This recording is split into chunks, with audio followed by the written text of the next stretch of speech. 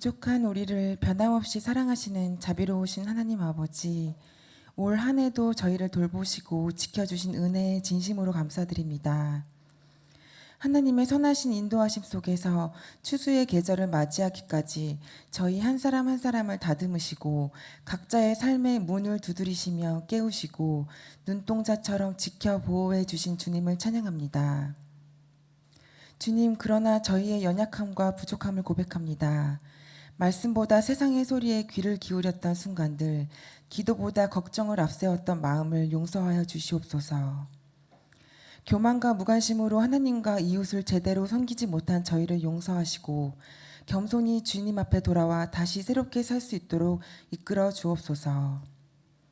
주님, 엔터교회 안에서 서로 사랑하고 용납하는 마음을 더해 주시고 올 한 해를 마무리하는 이 시점에 각 목장과 사역 가운데 VIP들을 향한 섬김과 성도들의 헌신이 하나 되어 아름다운 열매로 맺히게 하여 주시옵소서. 또한 우리 두마게티 목장에서 목원들을 섬겨주시는 두 분의 목사님께 감사드리며 그분들이 행하시는 모든 사역 속에 주님의 뜻이 온전히 전달되고 복음이 풍성하게 흘러가게 하여 주소서. 에녹 형제에게도 건강한 육과 영을 지켜주셔서 졸업하기까지 남은 시간 동안에 공부하는 데 지치지 않고 주님을 바라보며 성장하는 강건함을 주시옵소서. 지영자매와 재호 형제 가정에도 주님의 보혈로 항상 새로움을 입히셔서 안정적인 직장과 사회에서 연결되는 좋은 지체들로 항상 보호하고 함께하여 주시옵소서. 제동 형제와 그의 가정에도 주님께서 관여하셔서 아직 주님께 나아오지 못하는 어머님과 여동생 그리고 그 가정에도 주님의 놀라운 능력으로 그들을 깨우셔서 하루빨리 주님의 자리에 나올 수 있도록 은혜 내려 주시옵소서. 주님, 지난주 나들 목사님께서 전하신 말씀처럼 우리의 신앙이 자라나는 단계가 있음을 기억합니다. 그 가운데 성경 공부, 성도들과의 교제, 예배와 성찬, 그리고 기도, 이 네 가지가 균형을 이루어 조화롭게 개발되고 성장하게 하소서. 매일 주님을 위해 시간을 들이며 말씀과 기도 가운데 머무를 때 성령으로 충만하게 하시고 우리 안에 영이 거룩하게 자라나게 하여 주시옵소서. 특별히 엔터교회에서 진행되는 삶 공부를 통해서 하나님의 세밀한 손길을 경험하게 하시고 작은 일에도 감사의 고백을 드리며 말씀대로 살아내는 성도들이 되게 하여 주시옵소서. 주님, 우리 모두가 복음의 통로로 쓰임받길 원합니다. 각자의 자리에서 주님의 향기를 전하며 호감과 신뢰를 주는 사람으로 세워주시고 주님을 위해 기꺼이 시간과 물질을 드릴 수 있는 믿음을 더하여 주옵소서. 이 모든 말씀 우리의 삶의 주인이신 예수 그리스도의 이름으로 기도드립니다. 아멘.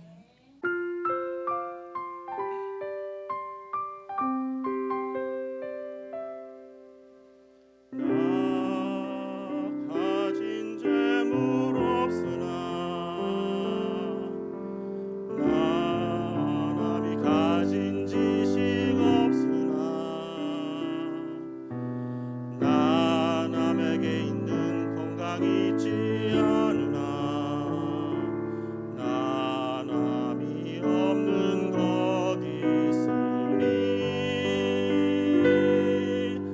나 가진 재물 없으나 나 남이 가진 지식 없으나 나 남에게 있는 건강 있지 않으나 나 남이 없는 것 있으니 나 남이 못 본 것을 보았고 나 남이 듣지 못한 음성 들었고 나 남이 받지 못한 사랑 받았고 나 남이 모르는 것 깨달았네.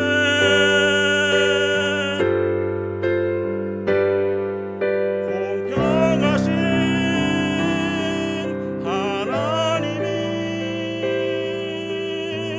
나 남이 가진 건 나 없지만 공평하신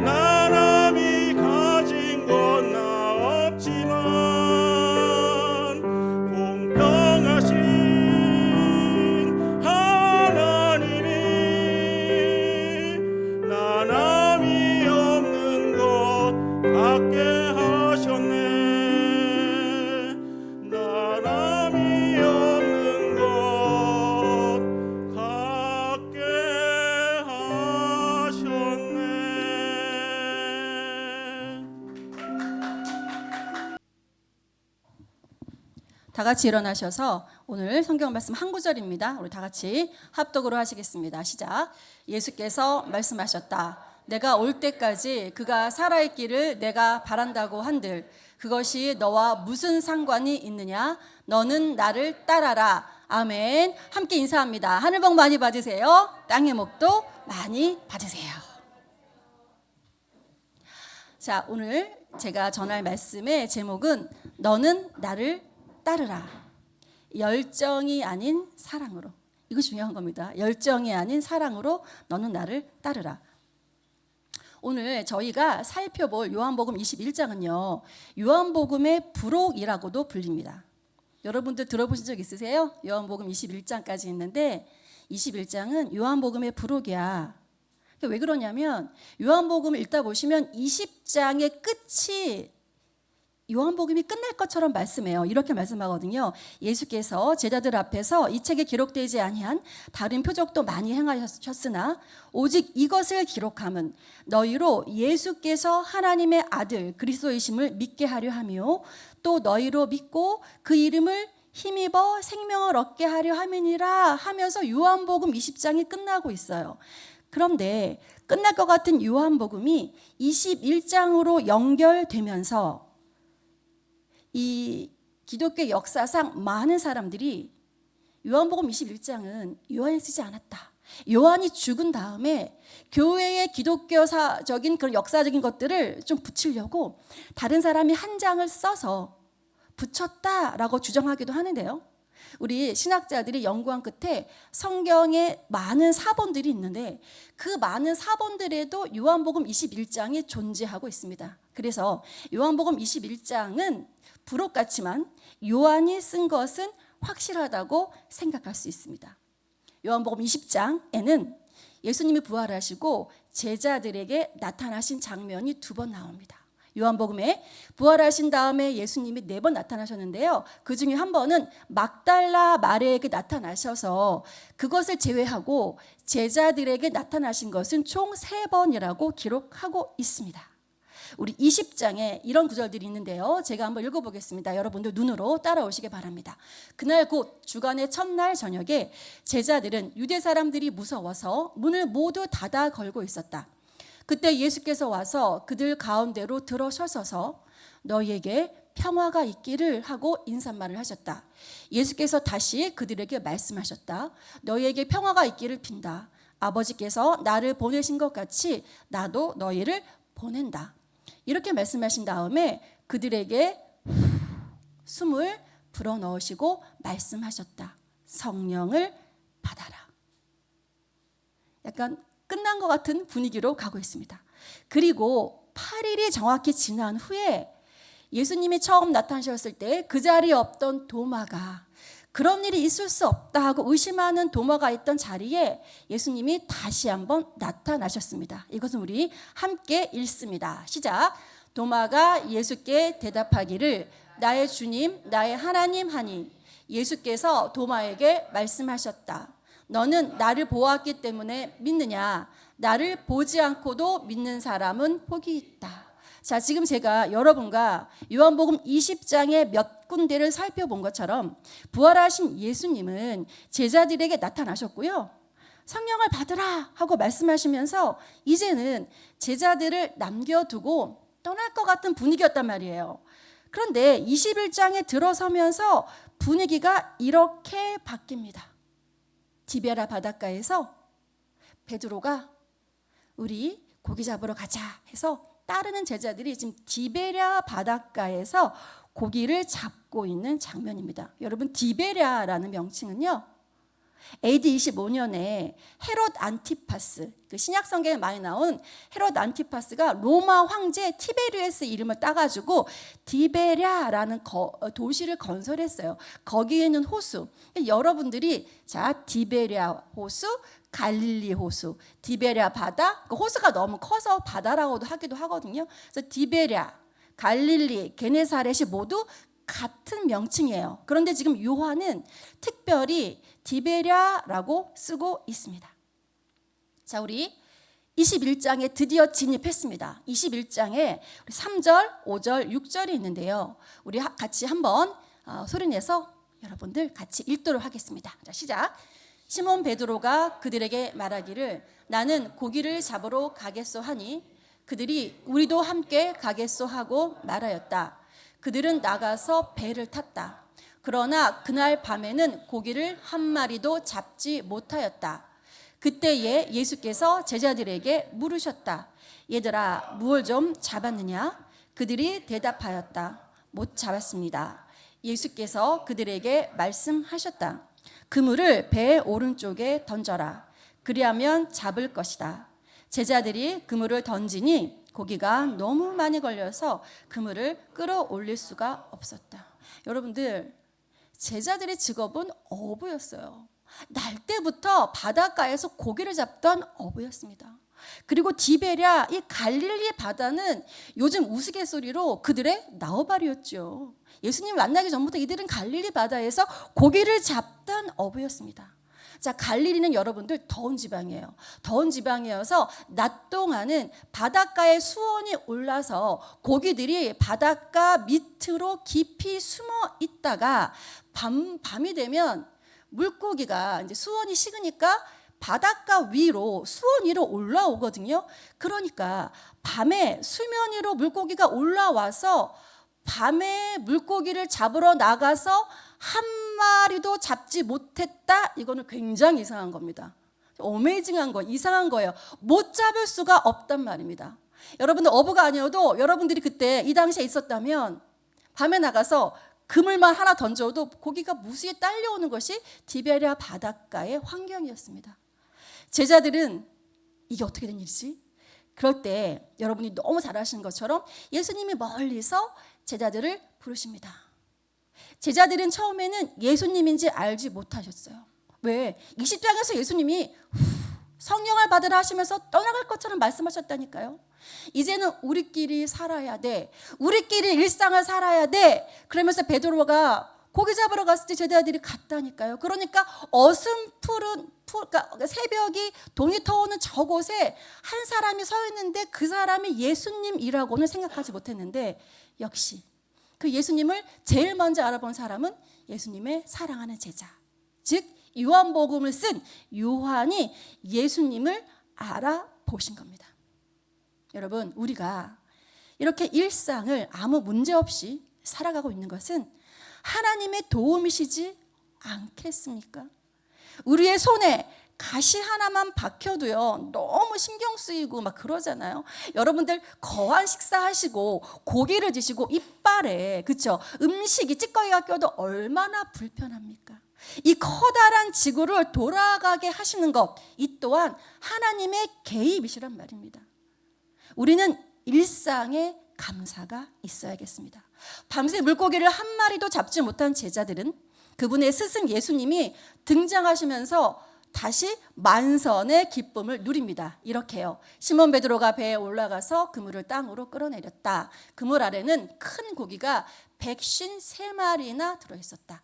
고기가 그렇게 많았으나 그물이 찢어지지 않았다. 여러분들, 이 성경을 읽다 보면 혹시 궁금한 적 있으세요? 왜 특별히 153마리라고 했을까? 물론 혹자들은 그냥 고기를 많이 잡았다. 그래서 153마리다. 또는 물고기가 워낙 커서 베드로가 그물에서 잡아온 물고기를 이렇게 띄어내면서 쉬었더니 153마리다. 이런 것도 있지만 이 153이라는 숫자의 해석은 지금까지도 설왕설래하는데 저는 뭐 1번 아니면 2번에 제 마음이 실리더라고요. 여러분들 어떤가 보세요. 그 유명한 어거스틴이 이 153에 10이라는 숫자는 율법을 상징하는 구약이다. 7이라는 숫자는 성령을 상징하는 신약이다. 그래서 10하고 7을 합하면 17이죠. 여러분들 수학하는 것처럼 1 더하기 2 더하기 3 더하기 17까지 더하면 153이 나옵니다. 그래서 어거스틴은 뭐라고 주장했냐면 이 요한복음에 나오는 물고기 153이라는 숫자는 신약, 구약 시대를 통틀어서 하나님의 선택적인 은혜를 입어서 구원받을 사람들의 수를 얘기하는 거다. 어거스틴은 이렇게 얘기하고요. 또 알렉산드리아의 실이라는 사람은 100은 이방인이다. 50은 유대인 숫자다. 3은 성부, 성자, 성령, 삼위일체 하나님을 가리킨다. 그래서 100 더하기 50 더하기 3, 153.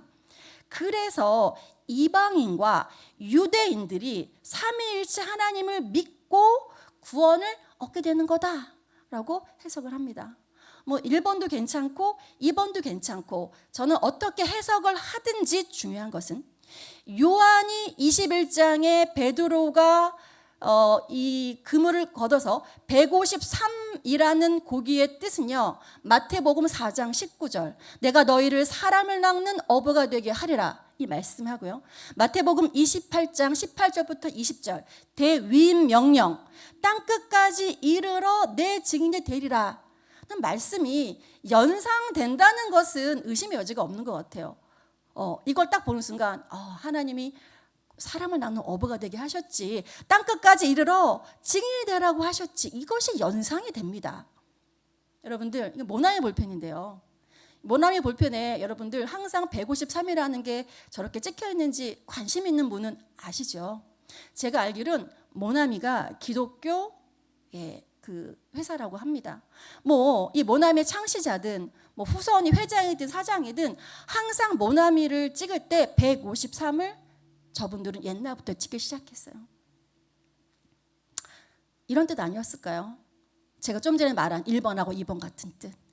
복음을 통해서 이 세상에 하나님 복음을 전하겠다. 기업이지만. 저 그래서 옛날에 이것을 알고 난부터 모나미 볼펜을 막 사고 싶더라고요. 그래서 이번에 필리핀에 선물 사간 볼펜도 제가 모나미 3색 볼펜으로 사간 것처럼, 자, 이 만선의 기쁨을 누린 제자들에게요, 예수님은 식탁으로 초대를 하시는데요, 이렇게 초대하십니다. 그들이 땅에 올라와서 보니 숯불을 피워 놓았는데 그 위에 생선이 놓여 있고 빵도 놓여 있었다. 이런 느낌 아닐까요? 디베라 바닷가에서 멀리 저기 제자들이 지금 배 타고 오고 있는데 예수님이 돌담을 싸서 숯불을 피워서 거기서 고기하고 떡. 근데 제가 설교를 준비하다 보니까 숯불은 그냥 되는 것이 아니랍니다. 장작이 타고 타야 숯불이 되는 거랍니다. 예수님은 언제부터 디베라 바닷가에 계셨던 것일까요? 제자들이 밤새도록 수고하여도 고기를 잡지 못해서 애쓰는 밤새도록 예수님도 바닷가에서 제자들에게 먹일 고기를 장작이 숯불이 될 때까지 기다리시지 않으셨을까요? 밤새 헛수고한 실패의 현장에 주님이 나타나시고요, 제자들은 알아보지 못하지만 주님이 먼저 말을 거셨지요. 그리고 좋은 어장의 위치, 오른쪽으로 던져라, 뭐 왼쪽으로 던져라, 좋은 어장의 위치도 알려주시고, 또 밤새 물고기 잡느라 고생한 제자들을 위해서 숯불에 생선을 구우시고 떡도 준비해 놓으셨습니다. 여러분, 이 6장의 오병이어 생각나시지요? 그 자리에 예수님을 3번씩 부인한 베드로도 지금 있었습니다. 여러분, 이 숯불이요, 여기서 쓴 숯불의 그 어원이요, 성경에서 어디에서 나오는 숯불의 어원하고 똑같냐면요, 어딜까요? 요한복음 18장 18절 그때가 추운 고로 종과 아랫사람들이 불을 피우고 서서 쬐니 베드로도 함께 서서 쬐더라. 이 불 2개의 어원이 같다고 합니다. 이 장면은 바로 예수님이 잡히시던 날 밤에 가야바 대제사장의 안뜰까지 숨죽어서, 다른 제자들은 다 도망갔는데 베드로가 숨죽여서 예수님을 쫓아가서 그 안뜰에서 쬐었던 그 불하고 똑같은 단어라고 합니다. 카메라는 다시 마치 같이 한 제자들은 없는 것처럼 다시 카메라를 쫙 당겨서요, 예수님과 베드로의 대화에 집중하고 있습니다. 그리고 예수님은 베드로가 부인했던 3번의 횟수만큼 똑같이 3번의 질문은 합니다. 여러분, 우리 함께 읽어봅시다. 시작. 그들이 아침을 먹은 뒤에 예수께서 시몬 베드로에게 물으셨다. 요한의 아들 시몬아, 내가 이 사람들보다 나를 더 사랑하느냐? 베드로가 대답하였다. 주님, 그렇습니다. 내가 주님을 사랑하는 줄을 주님께서 아십니다. 예수께서 그에게 말씀하셨다. 내 어린 양떼를 먹여라. 예수께서 2번째로 그에게 물으셨다. 요한의 아들 시몬아, 내가 나를 사랑하느냐? 베드로가 대답하였다. 주님, 그렇습니다. 내가 주님을 사랑하는 줄을 주님께서 아십니다. 예수께서 그에게 말씀하셨다. 내 양떼를 쳐라. 예수께서 세 번째로 물으셨다. 요한의 아들 시몬아, 내가 나를 사랑하느냐? 그때에 베드로는 예수께서 내가 나를 사랑하느냐 하고 세 번이나 물으심으로 불안해서 주님께서는 모든 것을 아십니다. 그러므로 내가 주님을 사랑하는 줄을 주님께서 아십니다 하고 대답하였다. 예수께서 그에게 말씀하셨다. 내 양떼를 먹여라. 여러분은 이거는 여러분들 신앙생활 오래 하신 분들은 많은 설교를 들으셨고 너무 잘 아는 구절이지요. 근데 제가 목사 안수를 받고 하나님께 하나님 이번 주일날 우리 교인들하고 어떤 말씀을 나눌까 했을 때 요한복음 21장 이 장면을 생각나게 하셨습니다. 예수님이 나타나셔가지고요. 베드로야, 내가 나를 사랑하느냐? 안 그러셨어요. 뭐라고 지금 하셨지요? 요한의 아들 시몬아. 세 번 다 요한의 아들 시몬아. 여러분들, 요한의 아들 시몬은 무슨 이름이었습니까? 예수님이 시몬을 불러서 베드로, 반석이라고 이름을 지어주셨지요. 그러니까 베드로가 예수님을 만나기 전에 원래부터 가지고 있던 우리 자연인의 이름, 그것이 요한의 아들 시몬이었습니다. 요한의 아들 시몬을 부르셨을 때 예수님은 그를 베드로, 반석이다라고 이름을 지어주셨고 예수님을 따르는 제자가 되었습니다.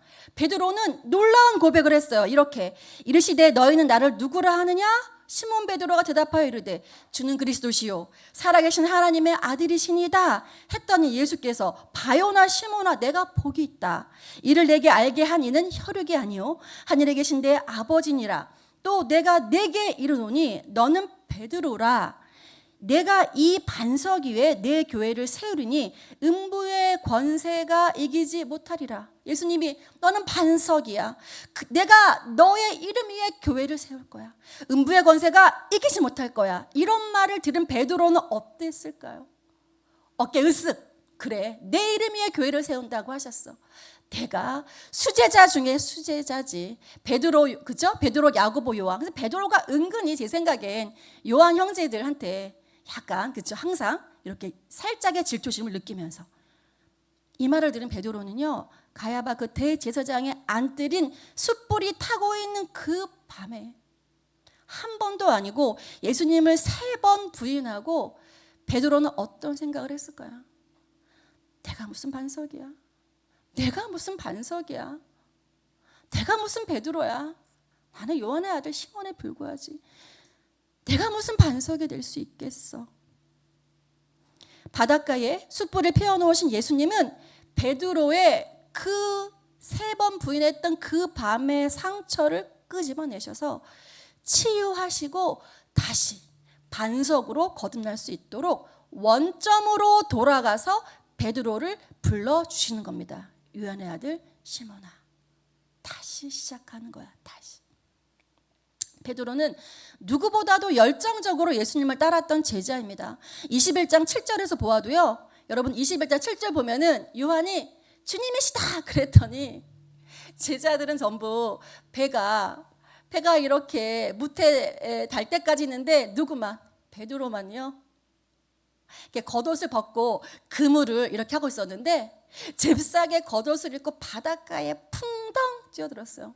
전 처음에 아니 겉옷을 벗고 있었으면 그대로 헤엄쳐서 가지 왜 겉옷을 입었을까 궁금했는데요. 이번에 연구하다 보니까 이 겉옷을 입어야 헤엄이 그 저항에 의해서 헤엄이 더 잘 쳐진답니다. 그래서 베드로가 바닷가에 첨벙 들어가서 바닷가에 뛰어내려서 예수님, 내가 예수님을 3번 부인했다는 것도 쎄하게 까먹고 예수님을 보자마자 너무 반가워서 바닷가에 뛰어들어서 앞뒤 가릴 것이 없이 뛰어드는 게 바로 베드로였어요.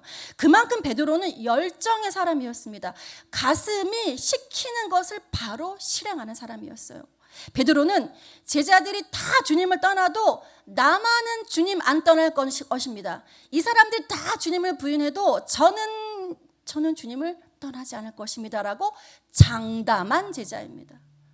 여러분, 여러분 무엇을 장담하고 계십니까? 여러분의 성실을 믿고 장담하고 계세요? 나는 한 예배 드리는 사람이지. 여러분의 믿음을 믿고 장담하고 계십니까? 나는 성경 많이 알지. 나는 뭐 큐티도 빠지지 않고 나의 믿음은 좀 괜찮은 것 같아. 여러분의 긍휼의 성품, 나는 사랑이 많은 사람이지. 나는 다른 사람 보면 긍휼의 성품이 있어서 안 도와주고는 못 배겨. 여러분의 긍휼의 성품을 믿고 장담하고 계십니까? 베드로도 본인은 절대로 주님을 배반하지 않을 것이라고 장담한 사람입니다. 그런데 한 번도 아니고 3번이나 부인했어요, 베드로.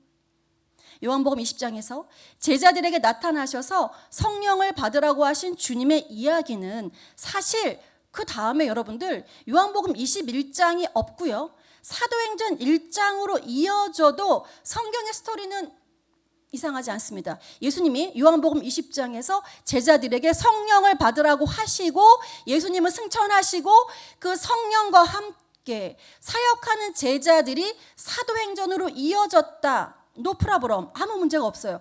그런데 요한복음 20장하고 사도행전 1장에 꼭 요한복음 21장을 쓰셔야 했던 성령 아버지의 뜻은 무엇일까요, 여러분? 그것은 시몬에게 베드로라고 이름을 지어주시면서 교회의 반석으로 세워주신 베드로의 회복이 필요했기 때문인 것이 하나의 이유입니다. 여러분, 어떤 큰 상처를 받았을 때요, 내가 하나님 앞에서 그 상처를 가져나가고 기도했어. 나는 그 상처 넘어갔어. 괜찮아. 뭐 나한테 큰 상처를 준 사람도 내가 하나님에서 용서했어. 그 사람 봐도 괜찮아. 여러분들 이렇게 하신 적 없으십니까? 저는 있습니다. 제가 인생에서 가끔 괜찮아 나는 그것을 이겼어 라고 해도 꼭 있습니다. 어느 때? 가끔씩 살면서 인생의 어느 한 장면 한 장면에서 굳이 꾸역꾸역 그것이 제 속에서 튀어나오더라고요. 예수님은 베드로가 3번 부인한 그 장면을 회복시켜 주시고 그가 앞으로 사도행전에서 나오는 사명자 베드로로 거듭날 수 있도록 나타나 주신 것입니다. 예수님이 오늘날로 말하면요, 아주 훌륭한 영상감독님 아니셨을까요? 숯불도 피워주셨습니다. 베드로에게 꺼내기 싫은, 다시는 생각하기 싫은, 예수님 부활하셨으니까 그걸로 됐잖아요. 예수님 십자가에 죽으시고 베드로가 3번이나 부인했지만 예수님이 그냥 죽지 않으시고 부활하셨기 때문에 베드로의 3번 부인한 그거 이렇게 예수님이 감춰두셔도 괜찮잖아요. 굳이 이렇게 똑같은 숯불까지 피우면서 굳이 3번이나 물으시면서 한 이유가 뭐냐 말씀입니다. 내가 나를 사랑하니라고 질문하셨습니다. 베드로, 너는 나를 왜 3번 부인했니? 이게 아니고 내가 나를 사랑하느냐를 질문하셨습니다. 우리가 주님 앞에서 한 맹세, 헌신의 약속, 열정적인 고백, 이것이 가치가 없다는 것이 아니에요, 여러분. 결국 우리는 하나님이 주신 그 사랑 하나로, 사랑이 답니다. 그 사랑으로 이 모든 것을 이끌어 갈 수 있다는 거예요. 내가 열정이 넘칠 때나 내 열정이 식을 때나 내 믿음이 충만할 때나 내 믿음이 조금 떨어졌을 때나 내 몸이 건강할 때나 내 몸이 아플 때나 그것을 끌고 가시는 것은 예수님의 사랑 그 하나가 답니다. 결국 우리는 하나님이 주신 그 사랑으로 끌고 나가야 되는 겁니다. 베드로에게 3번의 부인 사건이 없었다면요, 그는 열정적으로 가득 찬 초대교회의 지도자가 되었을 것입니다. 흠이 없습니다. 예수님이 수제자라고 하셨지요.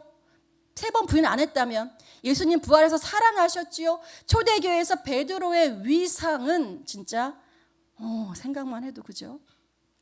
예수님이 살아계실 때는 수제자 중에 수제자, 그리고 베드로 네 위에 터를 세우겠다 말씀하셨고 그에게 부족한 것은 없었습니다.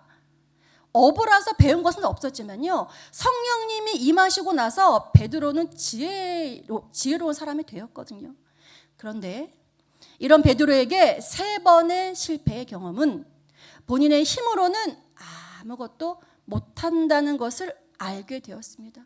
주님을 위해서 죽겠다고 있고 했지만 막상 죽음의 위험이 코앞에 닥치니까 예수님을 부인이 아니고 저주까지 하면서 도망갔습니다. 우리가 신앙생활 하는 거 나의 힘으로 하는 거 아닙니다.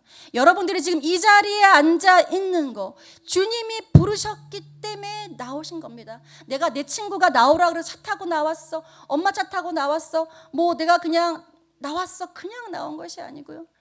하나님이 여러분을 이 자리에 부르셨기 때문에 나온 것입니다. 주님이 먼저 주신 그 사랑의 힘으로 우리는 그저 나아갈 수 있습니다. 그러니까 여러분들 스스로 자책하시는 것들은 내려두셔야 돼요. 근데 가만히 보니까 저 사람보다 내 믿음은 한참 어려. 그래서 그분 앞에서는 왠지 작아 보이고. 노.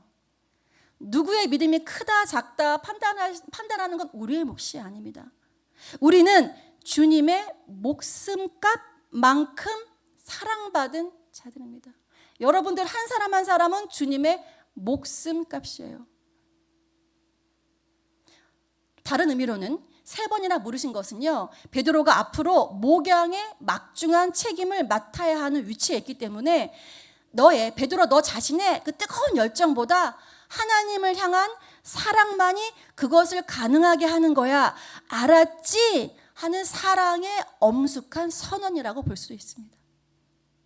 예수님은 베드로 네가 여전히 나를 사랑한다면 내가 해야 할 일은 내 양을 먹이고 치는 거야. 너의 사명은 내가 맡기고 간 양들을 돌보는 거야. 내가 너를 사랑한 것처럼 내가 맡긴 사람들을 끝까지 사랑하다 오는 거야. 오늘 예수님이 디베라 바닷가에서 피워놓으신 숯불에 고기와 떡을 보니 예수님의 오병이어의 기적들도 생각나고 예수님이 돌아가시기 전에 제자들과 행하셨던 성만찬도 생각이 납니다. 내가 나를 사랑하느냐 3번을 물으신 예수님의 질문은요, 끝까지 저희를 사랑한 예수의 사랑이 발을 씻겨주는 세족식에서 그것으로 상징되어 기억나기도 합니다. 예수님이 저희에게 주신 새 계명은 이것밖에 없습니다. 서로 사랑하라. 내가 너희를 사랑한 것 같이 너희도 서로 사랑하라. 사람이 친구를 위하여 자기 목숨을 버리면 이에서 더 큰 사랑이 없다라고 말씀하시는 것이 떠오릅니다. 베드로는 이 예수님의 부르심에 진실한 목양의 대행자가 되어서요, 예수님의 그 사랑을 3번 고백하고 십자가에 예수님처럼 거꾸로 매달려서 이 사랑을 증명합니다. 마치 사람이 친구를 위하여 자기 목숨을 버리면 이에서 더 큰 사랑이 없다라는 말씀을 살아내고 간 것처럼 베드로는 그렇게 살았습니다. 여러분, 우리 18절 19절 같이 한번 읽어보겠습니다. 시작. 내가 진정으로 내게 말한다. 내가 젊어서는 스스로 띠를 띠고 내가 가고 싶은 곳을 다녔으나 내가 늙어서는 남들이 내 팔을 벌릴 것이고 너를 묶어서 내가 바라지 않는 곳으로 너를 끌고 갈 것이다. 예수께서 이렇게 말씀하신 것은 베드로가 어떤 죽음으로 하나님께 영광을 돌릴 것인 것을 암시하는 것이다. 예수께서 이 말씀을 하시고 나서 베드로에게 나를 따라라 하고 말씀하셨다. 여러분, 베드로가 하나님의 그 질문에 3번 대답하고 끝나면 참 좋은데 하나 더 여러분들이 아셔야 될 게 있어요. 제가 한번 읽어볼게요. 베드로가 예수님께 예수님 말씀하신 양을 제가 치겠습니다. 그 사랑을 할게요 하고 3번 맹세한 다음에 베드로가 이렇게 얘기해요. 베드로가 돌아다 보니 예수께서 사랑하시던 제자가 따라오고 있었다. 이 제자는 마지막 만찬 때에 예수의 가슴에 기대어서 주님을 넘겨줄 자가 누구입니까? 하고 물었던 사람이다. 요한이죠. 베드로가 이 제자를 보고서 예수께 물었다. 주님, 이 사람은 어떻게 되겠습니까? 저는 마지막 이 뜻을 여러분과 나누고 설교를 마무리하려고 하는데요. 여러분, 베드로가 너무 놀라운 고백을 하고 예수님이 회복시켜 주셨어요. 이제 그는 초대교회에 정말 사도록 나가면 됩니다. 그런데 그의 마지막 질문이 저는 원치 않은 곳으로 끌려다녀서 죽는다고 하셨는데 예수님, 요한은요? 요한은 어떻게 됩니까? 우리는 하나님 앞에 그냥 하나님과 나의 1대1의 신앙을 보면 좋은데, 그렇게 집중하면 좋은데, 항상 다른 사람의 신앙을 신경 씁니다. 다른 사람을 하나님이 얼마나 사랑하실까? 저 집사님은 하나님이 얼마나 사랑하실까? 저 자매님은 하나님이 얼마나 사랑하실까? 저 자매님은 하나님이 어떤 기도를 응답해 주셨냐? 나는 아직 기도 응답 못 받았는데. 오늘 베드로도 요한의 앞날이 궁금했어요. 우리는 항상 남과 비교하는 것이 일상입니다. 그 예수님의 수제자 베드로도 우리와 크게 다르지 않았던 것 같아요. 세상 일만 그렇습니까? 목회도 마찬가지입니다. 제가 월요일날 안수를 받고요. 이렇게 여러분들 월요일날 안수복 못 보신 분들을 위해서 제가 이렇게 오늘 하루 안수복을 입었는데, 목회도 마찬가지입니다. 목사님, 가정교회는 그렇지 않은데요. 그 노예 같은 데 다니시는 분들 얘기 들어보면, 이렇게 목사님들도 모이면 교인수 몇 명이냐 가지고 어깨에 이제 힘을 들어가는 그런 서열이 이렇게 된다. 목회도 마찬가지입니다. 근데 예수님은 마지막에 이렇게 말씀하셨죠. 이게 오늘 제가 여러분에게 꼭 기억하기 원하시는 마지막 말씀입니다. 예수께서 말씀하셨다. 내가 올 때까지 그가 살아있기를 내가 바란다 한들 그것이 너와 무슨 상관이 있느냐? 너는 나를 따라라. 너는 나를 따르라. 다른 거 다 상관하지 말고 너만 나를 따르면 돼. 박소로 너는 나만 따르면 된다. 김지영 너는 나를 따르면 돼. 다른 사람 생각하지 말고 현재 내가 있는 상황은 어디인가, 다른 사람의 상황과 비교하지 말고 내가 있는 곳에서 하나님을 사랑하면 되는 것입니다. 여러분, 사랑이 답니다. 사랑하기만을 결정하십시오. 공동체에 있는 우리 사람을 끝까지 사랑하고 우리 주님을 끝까지 사랑하기를 결심하십시오. 우리는 사랑만이 남는 것입니다. 다른 사람의 신앙을 판단하지 마시고 내 신앙만이 옳다고 착각하지 마시고 나의 열정을 과시하지 마십시오. 내가 건강이 있기 때문에 지금 잘 섬기는 거, 건강이 없는 사람은 비리비리하니까 못 섬길 수밖에 없죠. 그 열정을 과시하지 마십시오. 나에게도 넘어질 날이 옵니다. 우리가 해야 할 단 한 가지, 사랑으로 반응하고 나에게 맡겨주신 양들, 우리 서로를 사랑으로 우리 같이 돌보는 겁니다. 나의 속도에 양들을 맞추지 마시고 그들이 예수님을 따라가도록 속도를 조절하십시오. 여러분, 이 세상이 다 변한다 하여도 여러분을 향한 하나님의 사랑은 변함이 없으십니다. 이것을 기억하십시오. 예수님은 당신을 사랑하십니다. 아멘. 우리 이 시간 말씀, 주보 사이에 있는 말씀에 반응한 나의 다짐, 3분 동안 한 가지, 이번 주에 실천할 한 가지 적으시고 3분 정도 지나시면 우리 용지를 걷어주시기 바랍니다.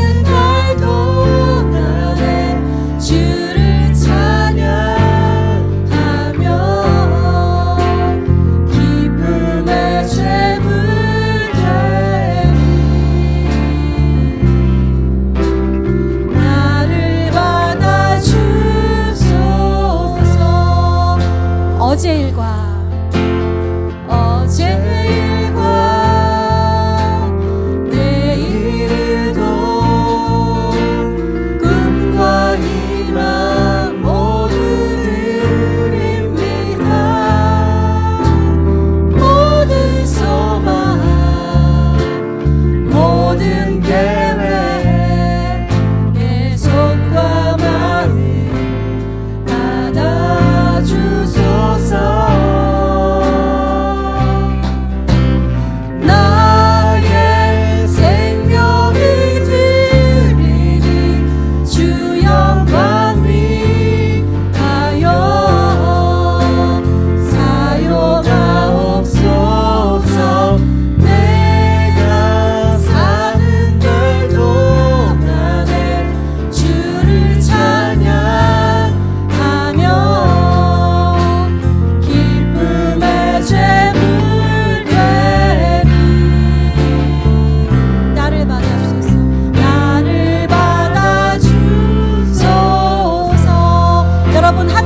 기도하겠습니다. 1분 정도 함께 기도합니다.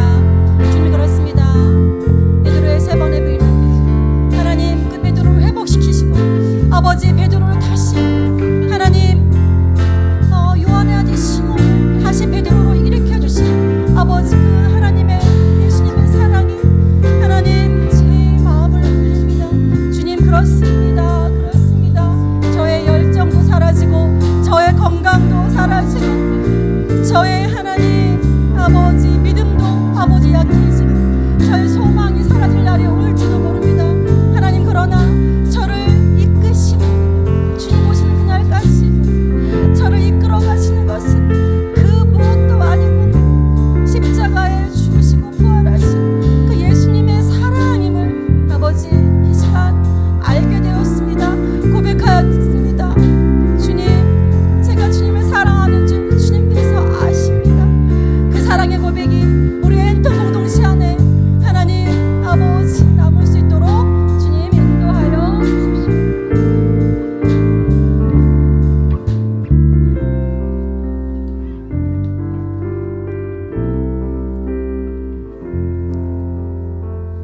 지금은 베드로의 사랑의 고백을 받아주신 주 예수 그리스도의 은혜와 끝까지 우리를 책임지시는 하나님의 사랑과 오늘 베드로에게 말씀하신 나를 따르라는 말씀을 이루어 주실 성령의 교통하심이 나를 따르라는 디베랴 바닷가의 예수님의 음성에 순종하여 인생의 고비들마다 예수님을 따르기를 매 순간 결정하는 여기에 머리 숙인 엔토교회 한 사람 한 사람의 머리 위에 지금부터 영원까지 함께 있을지어다.